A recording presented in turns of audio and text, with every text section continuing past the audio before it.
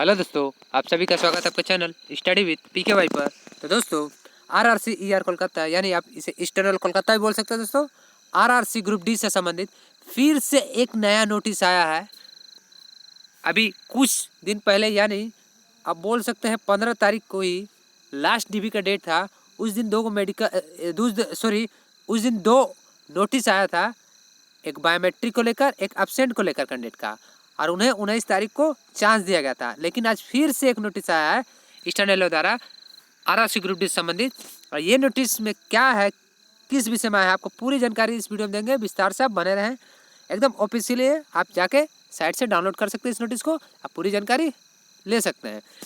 और उन कैंडिडेटों को मैं बोलना चाहूँगा जो कैंडिडेट विश्वास नहीं कर रहे थे, वे बोल रहे थे कि आचार संहिता लग गया है, वोट का डेट आ गया है लोकसभा का, ठीक है, अब कुछ नहीं होने वाला, प्रोसेस धीरे हो जाएगा, इस वैकेंसी का कुछ भी नहीं होगा, जो होगा जून बाद यानी इलेक्शन के रिजल्ट के बाद होगा।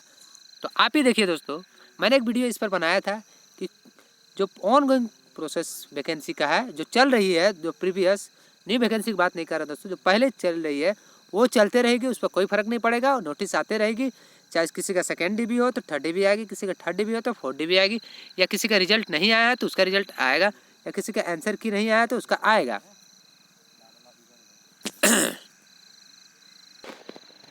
लेकिन बहुत से कैंडिडेट विश्वास नहीं किया था, कमेंट कर रहे थे कि कुछ नहीं होगा, ये था। तो आप मेरे वीडियो को देख लीजिएगा, मैंने साफ साफ बोला था कि न्यू वैकेंसी पर असर पड़ सकता है, ज्वाइनिंग पर असर पड़ सकता है, लेकिन जो प्रोसेस है ऑनगोइंग उस पर नहीं असर पड़ेगा। तो चलिए इस बात को छोड़िए, अब क्या नया नोटिस आया है, इस नोटिस में क्या दिया है, आपको पूरी जानकारी विस्तार से देने की कोशिश करेंगे। चलिए आपको दिखाते हैं क्या नोटिस आया है। पहले देखिए, कुछ इस प्रकार का नोटिस है, शॉर्ट नोटिस है दोस्तों, एक पेज का है।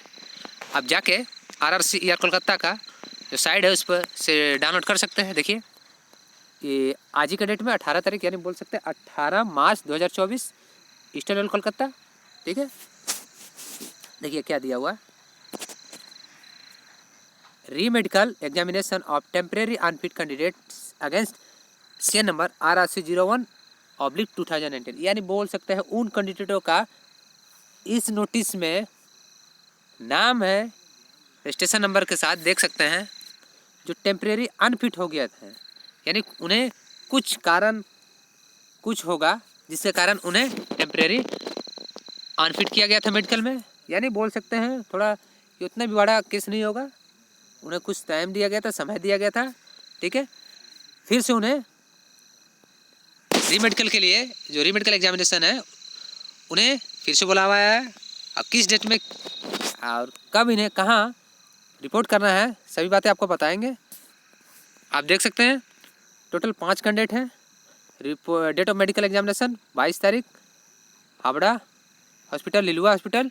चलिए आपको इसको पूरी हिंदी में आपको बताते हैं।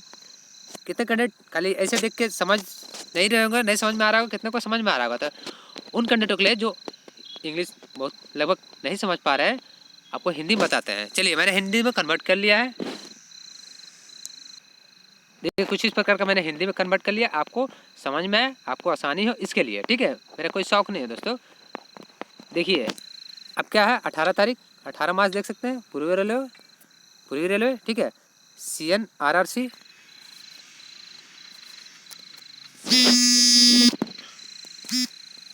देखिए, CN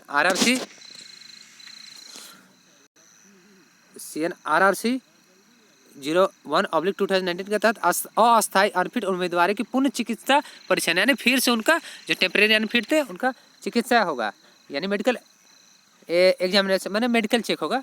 देखिए, निम्नलिखित उम्मीदवारों को RRC/पूर्व रेलवे राइट्स बिल्डिंग के कार्यालय में मूल दस्तावेज के साथ दस्तावेजों की स्वसत्य फोटोकॉपी और 8 तस्वीरें जो CBT आवेदन के दौरान उपयोग की गई थी लाने का निर्देश दिया गया है, ठीक है। तो आप लोगों ने देखा कि क्या आपको लाना है, अगर आपका नाम है इसमें, आपका री मेडिकल होना है तो ये देख लीजिएगा, ले जाना होगा। ये आपका एड्रेस है 56 चितरंजन एवेन्यू, ये देख लीजिएगा, ठीक है। आपको कब जाना है, 21 मार्च और 26 मार्च को आगे की प्रक्रिया के लिए, और अगले 2 से 3 दिन के लिए कोलकाता क्षेत्र में रहने के लिए आपको तैयार रहना होगा। अपनी लागत और अपनी व्यवस्था, अपनी खर्च पर जाना होगा, ठीक है। यानी 2 डेट रखा गया है, और किसके किसके चले दिखाते हैं, 22 मार्च और 27 मार्च को उनकी पुनः चिकित्सा परीक्षण के लिए, क्योंकि उम्मीदवार को उनकी प्रारंभिक चिकित्सा परीक्षा के बाद अस्थायी रूप से अयोग्य घोषित किया गया था, यानी उन्हें टेम्परेरी अनफिट घोषित किया गया था। ठीक है, उन्हें जो चांस दिया गया था, उसके बाद इन्हें 21 को और 26 को रिपोर्ट करना है, उसका 22 और 27 को उनका पुनः मेडिकल परीक्षण होगा। देखिए SI नंबर 1, 2 और 3 यानी सीरियल नंबर 1, 2, 3 के कैंडिडेट को 21 मार्च को RRC यानी जहाँ पर उन्होंने बोला रिपोर्ट करने, उन्हें सलाह दिया जाता है। और नंबर 3 और 4, ठीक है, 1, 2 और 3 के उम्मीदवार को 21 तारीख और 3 और 4 के उम्मीदवार को 26 को रिपोर्ट करना है सुबह 10 बजे। ठीक है, देखिए निम्नलिखित उम्मीदवार का सूची 1, 2, 3 देखिए 4।